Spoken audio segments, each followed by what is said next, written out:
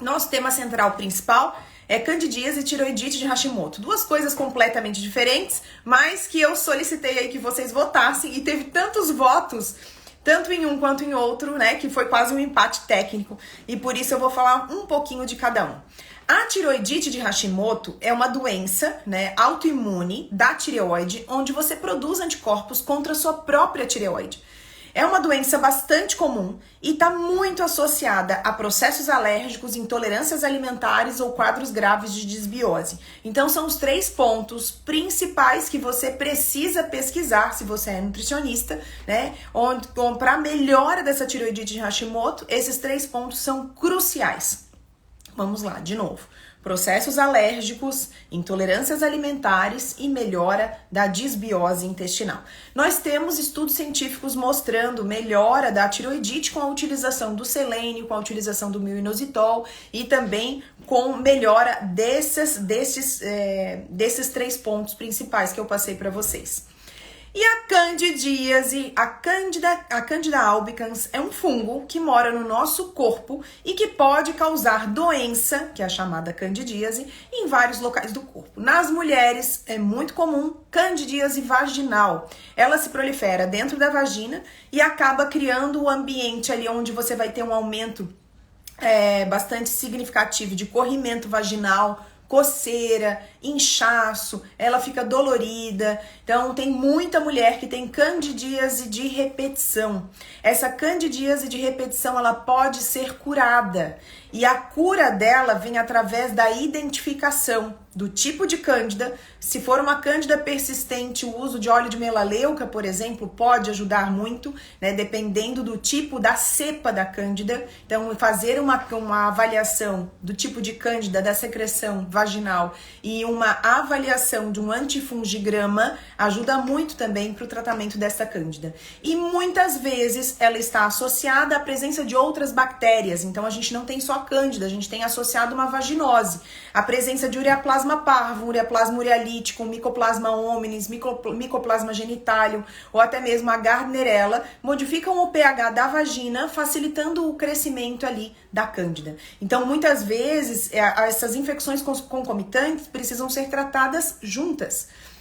E se você tiver alguma dessas bactérias, o não tratamento dessas bactérias muitas vezes pode se confundir com cândida, principalmente ureaplasma e micoplasma. Elas causam um pequeno corrimento branco, mas não tão forte quanto a da cândida, geram um pouco de prurido e dor, principalmente depois da relação sexual, e algumas fazem também parecido com uma cistite, né? Uma uretrite, uma dor ao urinar. Isso é bastante comum na presença dessas bactérias. Homens, normalmente, eles são assintomáticos, mas precisam ser tratados concomitantes na presença deste tipo de bactéria.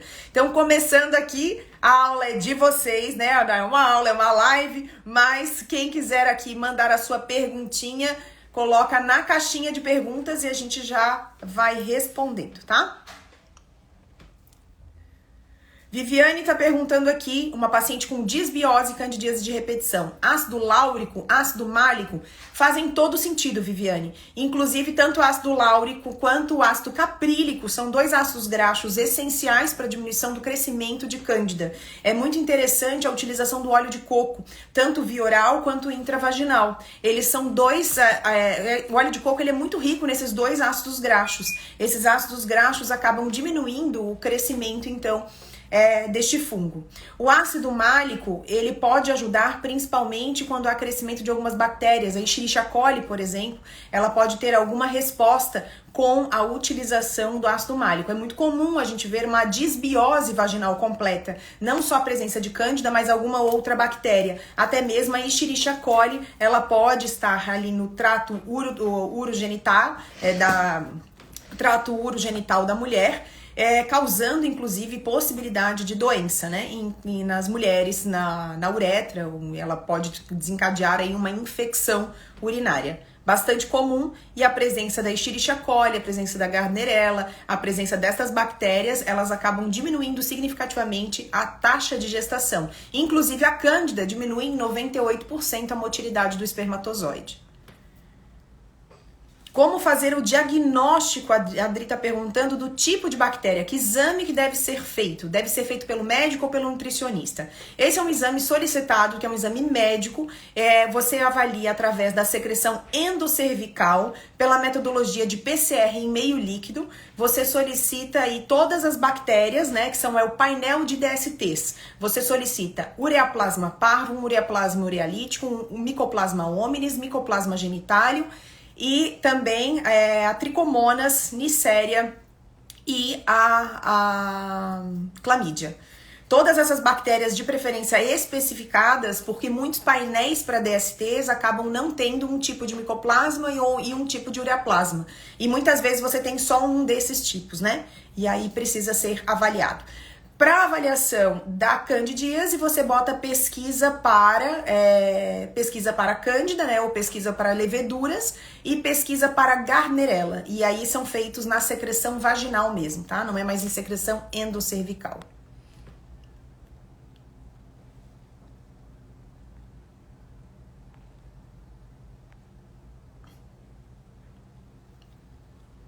Opa! Vamos ver se a gente consegue colocar mais uma perguntinha.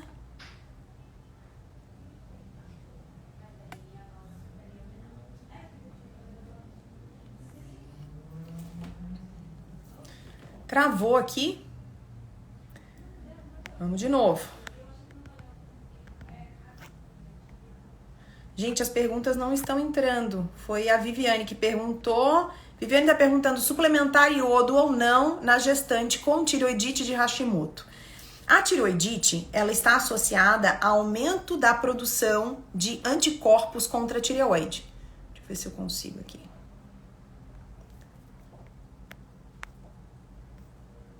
A pergunta não está entrando, tá? Mas a tireoidite, ela está associada a aumento de anticorpos. O iodo, ele é essencial para a produção dos hormônios tiroidianos, né? Junto com a tireoglobulina, que é uma proteína formada por 70 aminoácidos de tirosina, eu vou ter a incorporação do iodo nessa proteína e vou formar o hormônio tiroidiano, que é o T4. Quando essa tireoidite ela está avançada, o que vai acontecendo é uma atrofia da glândula.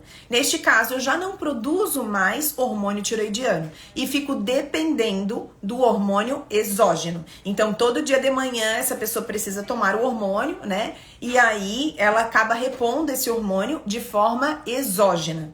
Se por acaso essa dose do hormônio é baixa, eu preciso muitas vezes eu ainda tenho muitas vezes um certo trabalho da tireoide em um pequeno percentual. Neste caso, eu ainda preciso usar iodo, e o iodo é essencial na gestação. Você usaria uma dose mais baixa, 50, 75 microgramas de iodo. No caso da paciente utilizar uma dose muito alta do medicamento, porque a tireoide dela já foi atrofiada por causa de uma tireoidite de Hashimoto, neste caso, a paciente não tem necessidade de utilização de iodo durante a gestação. Agora, o que acontece com muitas pacientes? Existe a tireoidite, ela está ali presente, mas esse paciente ainda produz hormônio tireoidiano. Ela tem uma produção da glândula normal, um TSH que se mantém dentro da normalidade. Essa paciente precisará repor iodo e a recomendação americana é que seja reposto 250 microgramas de iodeto de potássio todos os dias. Cuidado que muita gente acaba utilizando o Lugol. O Lugol, dependendo do percentual, ele terá uma concentração extremamente alta de iodo e o excesso de iodo acaba paralisando o funcionamento da glândula. E aí a gente tem até a aplicabilidade desse excesso de iodo, que seria no caso de um hipertiroidismo, mas não para reposição de iodo e muito menos para o hipotiroidismo, ok? Próxima pergunta. Agora entrou. A Dijane perguntando se Hashimoto pode causar abortos de repetição. Pode ser uma das causas, sim. Tiroidite de Hashimoto é uma doença autoimune e está associada a aumento do risco de abortos. Está associada a alterações imunológicas. Está associado a processos de intolerâncias alimentares que podem ser também a causa de abortos de repetição. Está associada à doença celíaca, que também é uma grande causa de abortos de repetição. Então precisa ser pesquisado. Um Hashimoto que está controlado, com baixa produção de anticorpos, né, onde a gente não tem um processo inflamatório significativo e essa paciente ela tem uma boa produção de hormônios tiroidianos, normalmente ela conduz bem, engravida e tem uma condução adequada dessa gestação, tá?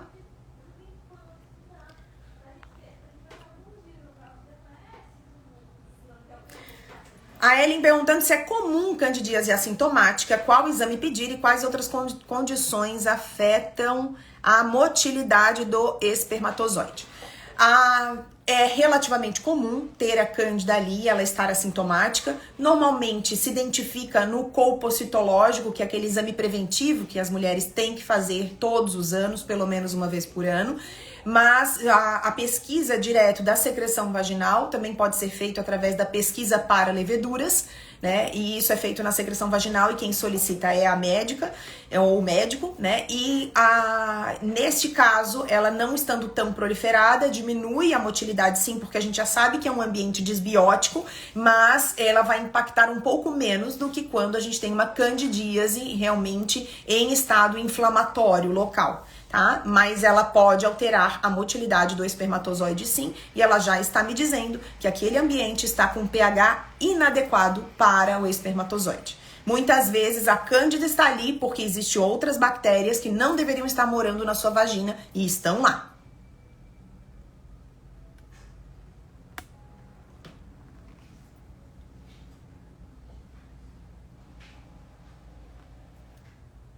A Juliana me pergunta qual a dosagem mínima de selênio para tiroidite.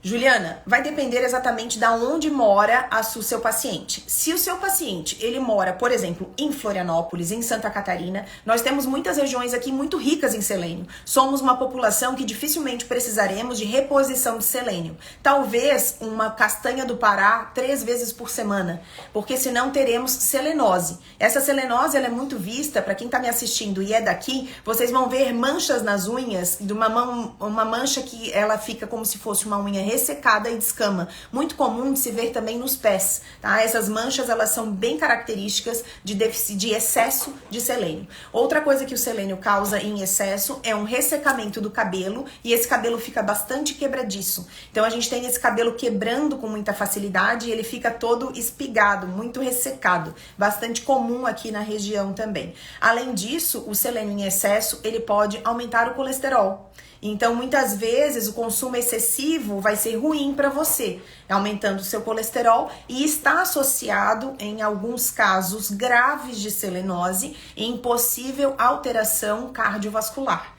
Então, eu estudei o selênio muito no início do meu doutorado, porque eu trabalhava com mercúrio e uma das formas de eliminação do mercúrio é o selênio. Então, a gente fazia reposição de selenometionina nos animaizinhos que eram intoxicados com mercúrio e via aí essa detoxificação do selênio. O selênio melhora bastante esse processo, mas quando em excesso, realmente ele tem vários efeitos na literatura. Na região norte, no Pará, Manaus, também são regiões muito ricas em selênio e que normalmente a gente não vai precisar repor o selênio. Não é este o tratamento. Agora, se a gente estiver falando de um indivíduo que mora no centro-oeste, né, em Brasília, em Goiás, Goiânia, ali, você vai ter realmente uma necessidade de selênio e a reposição vai variar entre 50 microgramas a 200 microgramas ao dia. Tá? Vai variar de acordo com a alimentação desse indivíduo.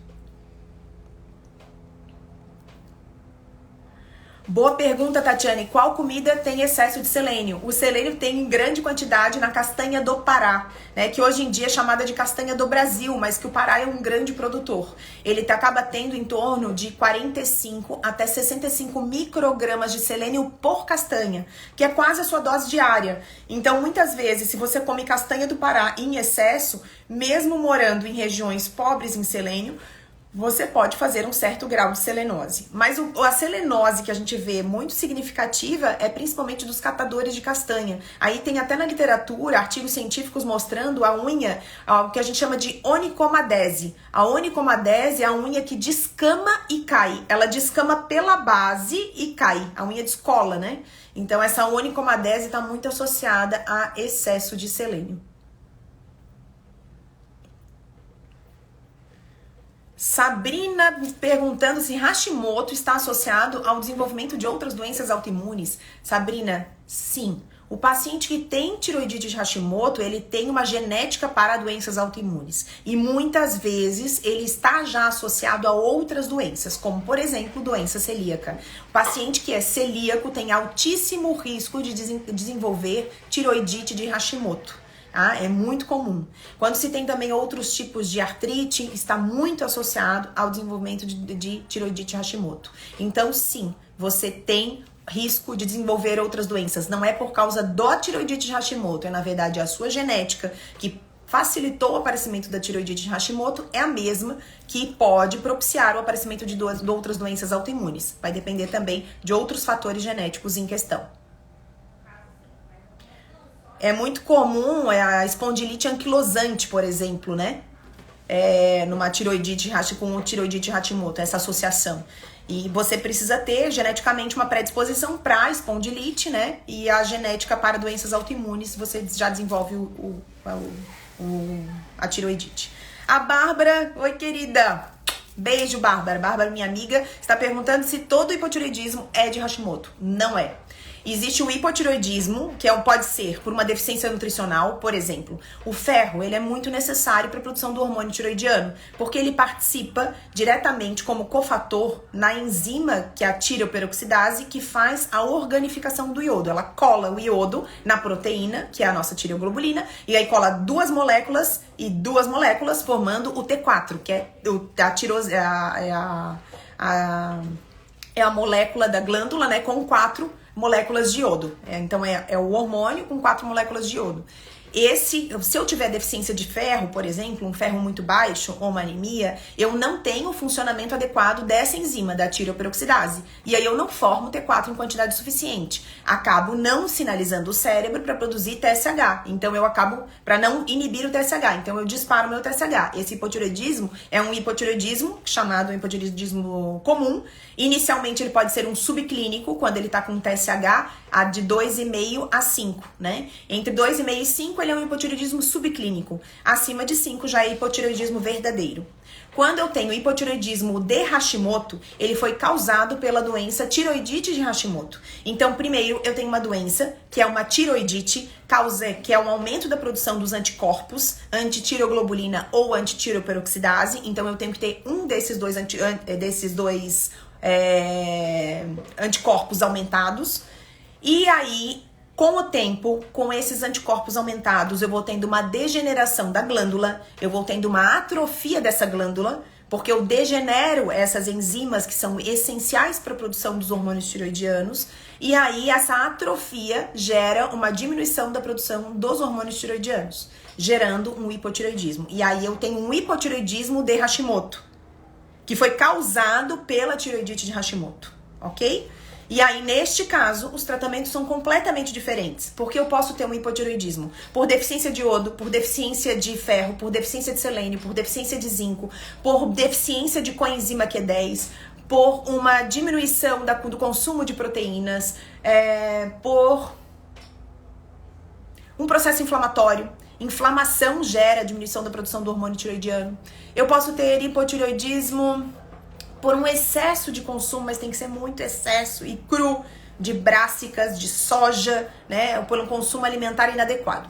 A tiroidite já está associada a uma doença autoimune, é uma doença autoimune. Eu tenho associação com doença celíaca, intolerância a glúten, intolerâncias alimentares, alergias alimentares, deficiência de vitamina D. Então, são outros processos, né? Então, eu tenho várias causas do hipotireoidismo, por isso que não é uma visão tão simplória. A gente precisa avaliar. Muitas vezes você só vê esse hormônio alterado, vai no médico e começa a tomar o hormônio da tireoide, né? Mas o que precisa ser feito, na verdade, é pesquisar qual é a causa do seu hipotireoidismo e por que você está manifestando esse hipotireoidismo. Se for nutricional, ele pode ser recuperado sim, né?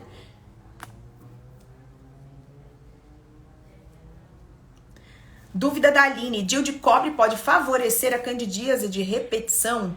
Aline, eu desconheço essa associação, né? Quando eu penso diretamente em artigos científicos, mas não posso te dizer, porque na verdade eu teria que parar, quando eu parar a live eu até vou pesquisar se existe algum artigo. Mas faz todo sentido, porque as pacientes que têm um DIU de cobre normalmente têm um tempo de sangramento aumentado. A vagina tende a ficar um pouco mais úmida durante um período. E isso poderia favorecer? De certa forma, talvez sim.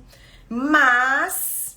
né, se eu tiver aí ainda uma deficiência de zinco associada nessas mulheres, talvez sim. Mas é muito provável que você tenha aí alguma outra bactéria na sua vagina que está gerando esse ambiente favorável para que essa candidíase continue persistente, tá?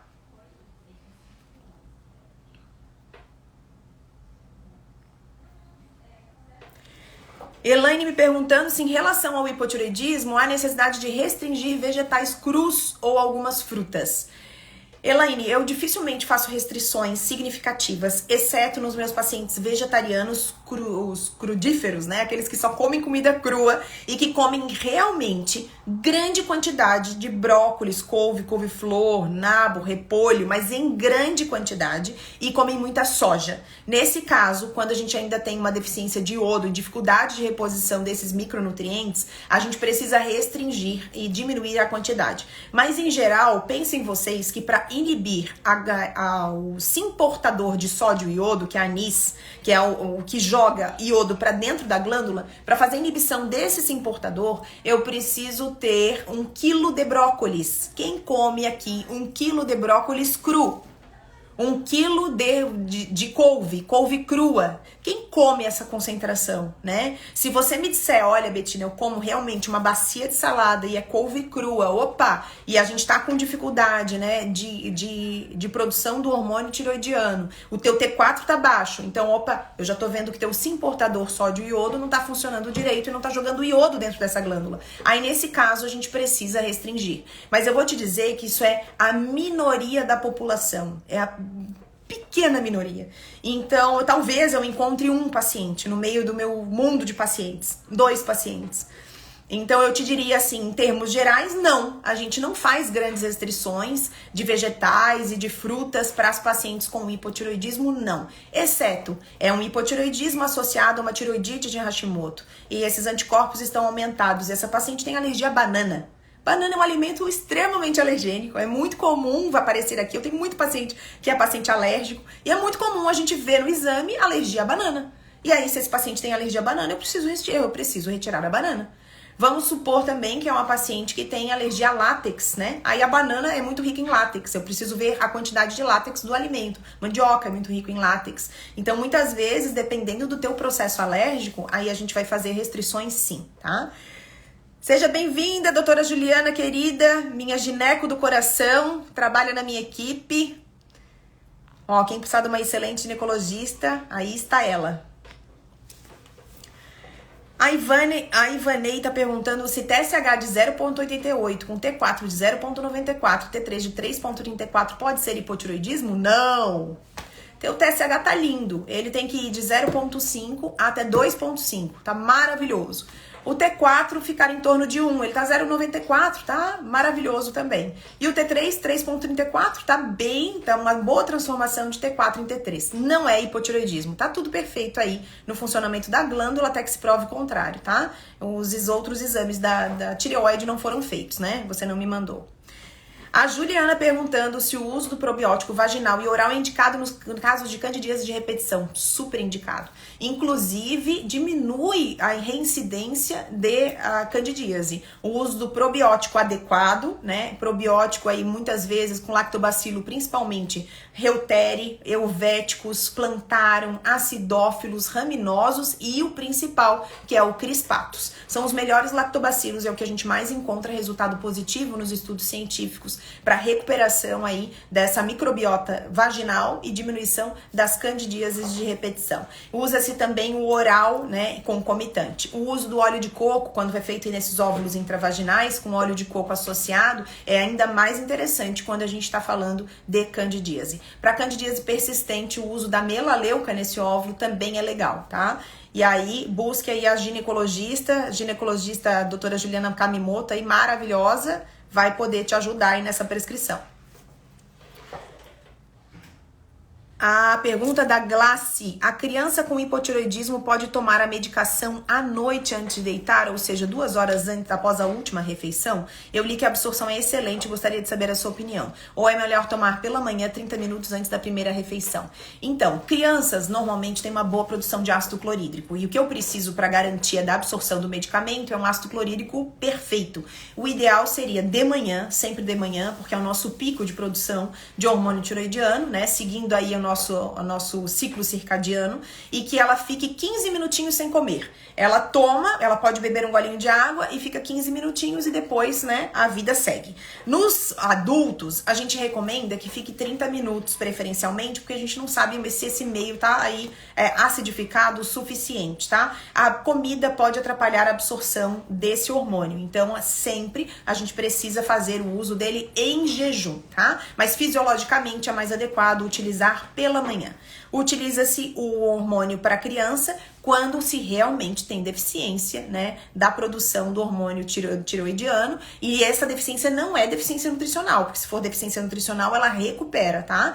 Muito comum, um alerta para vocês, os pacientes com síndrome de Down têm hipotireoidismo, né? Eles desenvolvem hipotireoidismo. Eles não conseguem metabolizar a fenilalanina em tirosina. O aminoácido fenilalanina, ele não é transformado adequadamente em tirosina, e aí falta tirosina em quantidade suficiente para a produção desse hormônio.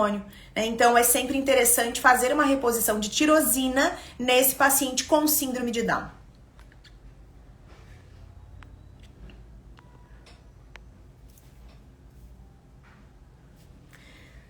Próxima perguntinha da Bárbara: a cafeína também atrapalha na medicação do medicamento para o hipotireoidismo? Qualquer coisa, Bárbara. Cafeína atrapalha demais.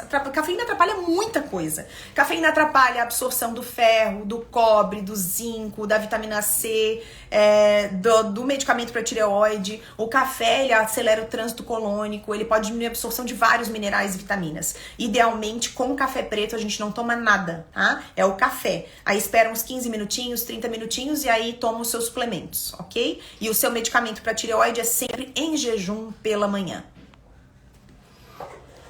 Qual a dieta para Hashimoto? Elaine está perguntando. Então, não existe uma dieta que seja padronizada para todos, mas o primeiro ponto é a pesquisa. O paciente alérgico, precisamos achar o alérgeno e retirar. O paciente, ele é intolerante a glúten, o glúten precisa ser retirado da dieta. O paciente tem um processo de desbiose, essa desbiose precisa ser tratada. Esse é o primeiro ponto para a melhora da tireoidite de Hashimoto. Então, essa dieta, ela vai ser sempre olhando para o paciente e vendo qual é o problema, o que desencadeou esse processo aí da tireoidite de Hashimoto. Em termos gerais, a vitamina D, quando a gente tem doenças autoimunes, ela é muito importante que esteja em dosagens adequadas, entre 50 e 70 no seu exame laboratorial. Então, reposição dela é muito interessante. O uso do fígado, né, de animais, o óleo do fígado do bacalhau é muito rico em vitamina D. Isso pode ajudar também a melhorar o aporte. E ter uma dieta mais anti-inflamatória é sempre muito interessante para o paciente com doenças autoimunes.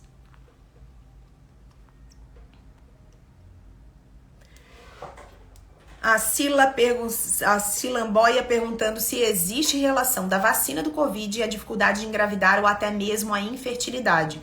Existe relação da vacina do Covid, do pós-utilização da vacina, nos primeiros 1 a 3 meses, podendo diminuir a qualidade do folículo, sim, mas isso normalmente é recuperado. Em homens, eu peguei dois espermogramas zerados, mas que também tiveram reversão após o tratamento nutricional e a recuperação ali após a vacina, tá?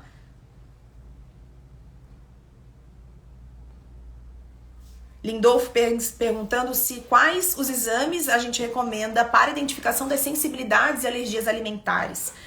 Para as alergias alimentares, o melhor é o IgE, onde você faz um IgE específico ou faz um raste para grupos. IgE específico, por exemplo, se eu tenho suspeita de alergia à banana, eu faço IgE específico para banana, método ImmunoCap.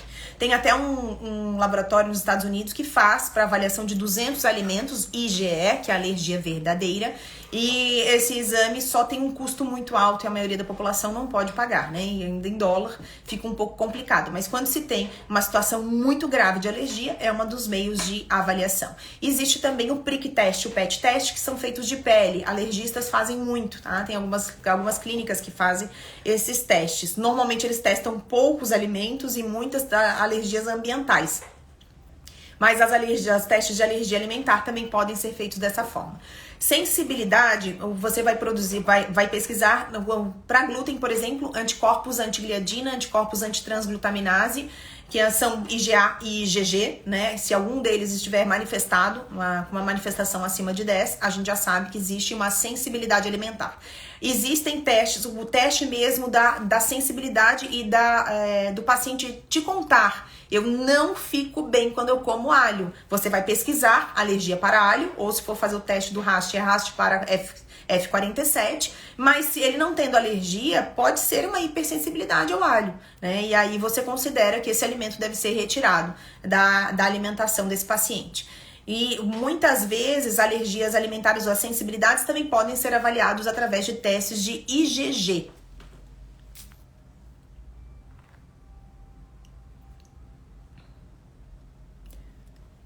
Vamos lá.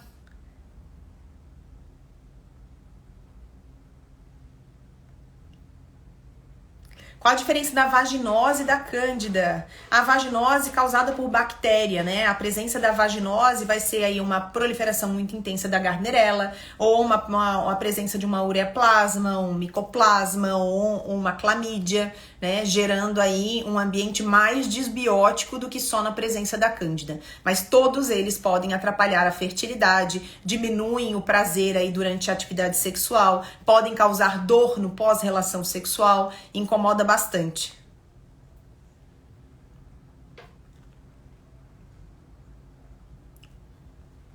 Gente, vamos para mais uma perguntinha. A Bárbara tá perguntando, quanta Bárbara hoje aqui, hein? A Bárbara, nossa aluna do Nutrição e Fertilidade, tá perguntando quais nutrientes, micronutrientes mais interessantes na tireoidite.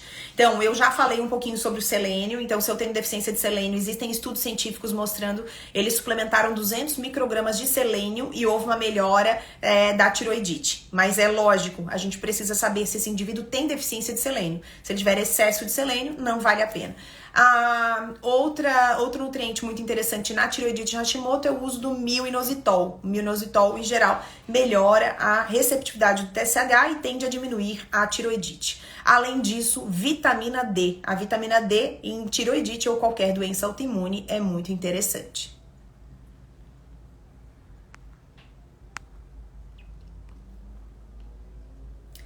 A Ellen tá perguntando se há maior prevalência de intolerantes a glúten na tireoidite de Hashimoto, é isso? Não era não, né? Na tireoidite de Hashimoto, existe uma alta prevalência de pacientes intolerantes a glúten com tireoidite de Hashimoto, sim. Tá? Pesquisar a intolerância a glúten é algo bastante interessante para essa população. Então, você tem esses meios de pesquisar e você pode pesquisar também se essa paciente tem uma tendência ao desenvolvimento de doença celíaca, se ela tem genética para a doença celíaca, que é através da presença do HLA-DQ2, DQ2.2, HLA-DQ2.5, HLA-DQ7, HLA-DQ8. O DQ2 é o mais importante no quadro de desenvolvimento de doença celíaca.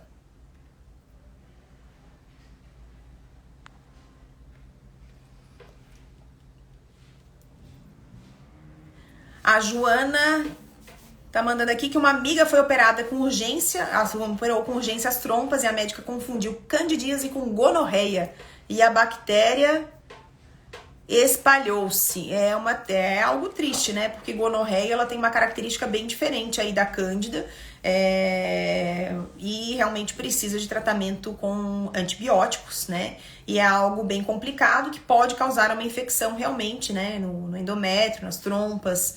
E a gonorreia é bem mais complicada do que uma cândida. Com a cândida dá para sobreviver, com a gonorreia não. Coitada da sua amiga, é uma pena.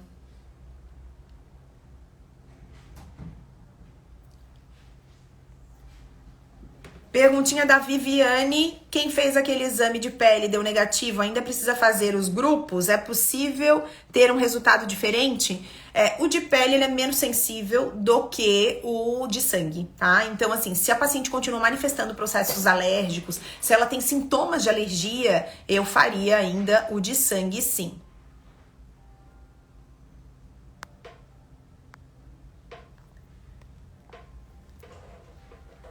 A Vilma perguntando como tratar o ovário policístico. Vilma, pacientes com síndrome do ovário policístico têm mais facilidade para o desenvolvimento de tiroidite de Hashimoto e também de candidíase, né? Todas as pacientes que têm uma situação de pré-diabetes, elas acabam tendo uma facilidade para o desencadeamento aí de candidíase. E muitos dos pacientes com síndrome do ovário policístico, eles têm uma pré-diabetes bastante significativa. A gente precisa primeiro classificar esse paciente de acordo com o seu fenótipo. O fenótipo clássico, eu vou ter um hiperandrogenismo, que é o aumento dos hormônios androgênicos, eu vou ter um aumento da resistência à insulina, eu vou ter um aumento dos pelos, uma queda de cabelo, uma característica de androgenização e a presença dos cistos no ovário, né? Então é aquele quadro clássico, normalmente anovulatório, que era a minha síndrome do ovário policístico.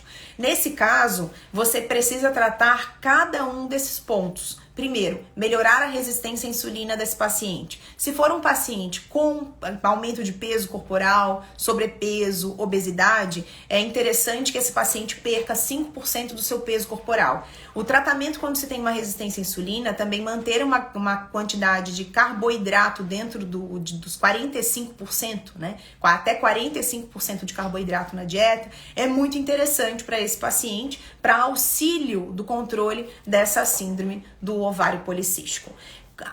Repor nutrientes que melhorem essa receptividade da insulina, mio-inositol, cromo, o ácido alfa-lipóico, né, e avaliar essas deficiências nutricionais nesse paciente é essencial. Além disso, tratar também os androgênios, diminuir os androgênios, né, o aumento desses androgênios de forma livre, diminuindo a atividade da 5-alfa-redutase, uma urtica dioica, um pigeon africano, avaliar também se essa paciente não tem um consumo de gorduras muito acentuado, diminuir o processo inflamatório dessa paciente. Então, são vários pontos que precisam ser tratados. A gente tem até um curso sobre síndrome do ovário policístico. É um curso extremamente completo, né, onde a gente faz toda a avaliação dos fenótipos. São 47 aulas nesse curso, que você consegue entrar já para a próxima turma. Aqui no meu Linktree tem um acesso. Quem quiser saber mais sobre síndrome do ovário policístico, eu poderia ficar falando horas aqui,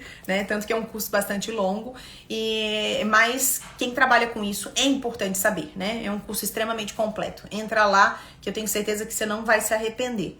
Eu tenho até um relato que depois eu vou publicar para vocês de uma paciente que na verdade é uma aluna do Nutrição e Fertilidade. O módulo de SOP, ele está inserido dentro do curso de formação em Nutrição e Fertilidade. Então, quem quer começar já tem disponibilidade, já pode começar pelo curso de SOP e depois você tem um desconto aí para entrar no curso de formação. E eu tenho uma aluna que, inclusive, ela tinha SOP e ela tinha tido não sei quantas perdas e ela engravidou depois que ela entrou no curso. Aí ela tirou todas as dúvidas dela e aí ela conseguiu aplicar nela mesma e engravidou. Foi um relato bem incrível que depois eu vou colocar aqui pra vocês. Gente, estamos no finalzinho da nossa live. Vamos para a última pergunta.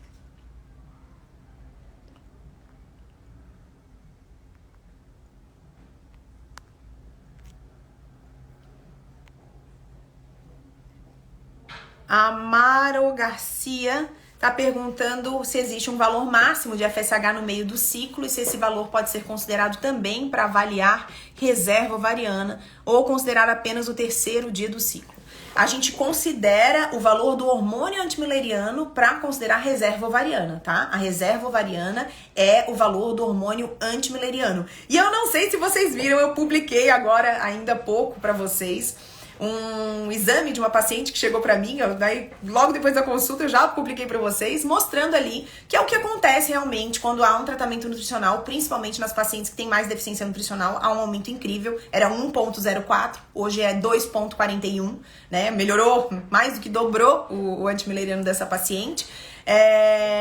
Mas o antimileriano, ele me diz reserva ovariana, não é a reserva, é o que está sendo recrutado, porque a reserva que você nasce é a mesma que você morre, né? Você vai ovulando ali, mas muitos entram em atresia, como se estivessem adormecidos. E aí a gente consegue melhorar o recrutamento folicular. Ok? Porque muitos desses folículos não vão crescer, não vão maturar, não vão eclodir. Então, muitos desses folículos, eles não maturam e você não ovula aquele folículo. Ele só vai entrar em atresia e ele vai embora antes, né? Você, quando entrar na menopausa, ele não vai ter sido recrutado. O que a gente faz quando a gente melhora o antimileriano é melhorar o recrutamento folicular, tá? Mas o FSH ideal pra gente avaliar envelhecimento ovariano é no 3º dia do ciclo. Esse é o melhor dia. Ele tem que estar até 10, podendo ter uma pequena variação entre o 2º e o 4º dia do ciclo, tá? Mas no pico do ciclo, no meio do ciclo, o FSH ele não deve passar de 35. Mas ainda assim, ele não é uma avaliação fidedigna para a gente dizer que existe um envelhecimento ovariano. E uma coisa que você precisa pensar, a avaliação do envelhecimento ovariano é o cruzamento de preferencialmente 4 dados. O primeiro, valores do hormônio antimileriano. Travou aqui um pouquinho a internet. Esses são os 3 fatores iniciais e principais. E você também pode avaliar através da contagem folicular, ali entre o 3º e o 8º dia do ciclo. Faz uma contagem de folículos, preferencialmente também bem no iniciozinho aí desse ciclo, que a gente conta os folículos que estão sendo recrutados.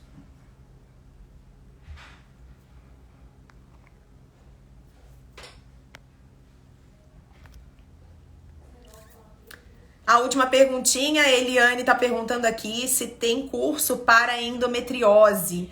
A gente tem no nosso curso de formação em nutrição e fertilidade um módulo somente sobre endometriose que está neste momento sendo atualizado, então tá muito completo também. Ainda não foi disponibilizado para as alunas, mas logo será. E aí, se você quiser saber mais sobre endometriose, vai ter que entrar na formação e entender sobre hormônios, né? Ter um aprendizado ainda maior. Gente, eu sei que tem muita gente perguntando para mim quando vai ter a próxima turma. Eu prometo para vocês que eu tô me esforçando ao máximo para que a gente consiga abrir essa turma em novembro, né? Mas algumas intercorrências que aconteceram na nossa vida aí, que nos atrasaram um pouquinho aí essa abertura dessa nova turma, mas eu acredito que em novembro sai, tá? Mas antes da gente fazer tudo isso, a gente tá entregando as aulas que foram prometidas para vocês, tá terminando as gravações e as aulas de atualização.